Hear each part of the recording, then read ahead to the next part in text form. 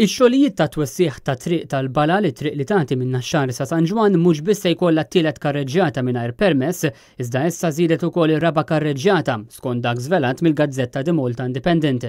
B'hekk din il-karreġġjata oħra se twassal minn tnaqqir ta' art privata bl-espropjazzjoni min-naħa tal-Gvern. Dawn ix-xogħlijiet li kienu tħabbru fil-bidu ta' wissu mill-Ministru Ian Borch saru meqjusa bħala kontroversjali jekk kif ix-xogħol beda mingħajr ebda permess ma kien għadu nħareġ. Normalment xogħol fit-toroq ma jkunux iridu permess mill-awtorità tal-ippjanar jekk it-triq tkun se tiqpa l-istess qies kif kienet qabel. Madankollu f'dan il-proġett ta' triq tal-Balal peress li hemm bżonn li tittieħed art privata fil-madwar, il-permess kien neċessarju skont il-liġi biex jibda x-xogħol. Issa jidher li l-ġimgħa li għaddiet saret applikazzjoni għal permess mal-awtorità tal-ippjanar. Skont kelliema l-istess awtorità, l-applikazzjoni qed tingħata priorità.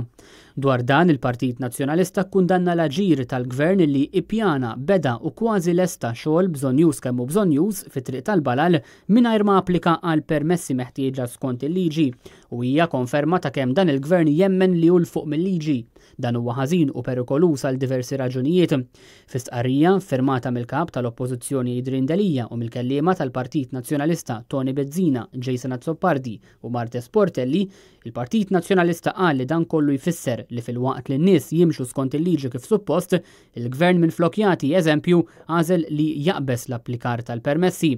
U dan wassal sabiex ġab fix-xejn lill-awtorità tal-ippjanar u lill-awtorità għall-ambjent u r-riżorsi fost oħrajn għaliex fejn suppost dawn l-awtoritajiet jixtarru u jagħmlu l-istudju neċessarju fuq kull applikazzjoni ta' żvilupp qabel ma jibda x-xogħol, din spiċċat f'dan il-każ gallerija bidejja marbutin b'deċiżjoni tal-Gvern stess.